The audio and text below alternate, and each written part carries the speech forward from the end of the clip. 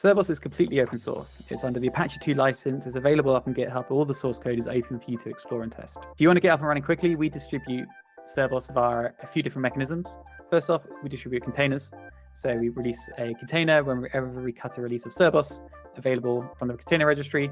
You can then run this either locally as a Docker container. You can go and run it in a Amazon ECS cluster. You can go run it in Kubernetes. You can go and run it in some edge location. It's really up to you for where you want to deploy Cerbos. And we also distribute binaries.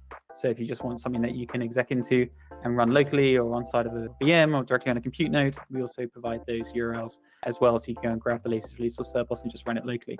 If you're in something like Kubernetes, we publish Helm charts as well as a bit of a helper to get up and running, so you can deploy into your cluster a pre-configured Cerbos instance along with a service and all the other required Kubernetes components to make it as easy as possible to run. But going back to how Cerbos is completely stateless, because Cerbos has no other external dependencies, it really is just one binary or one container that you run. There's no other components you need to spin up and no other services you need to start up.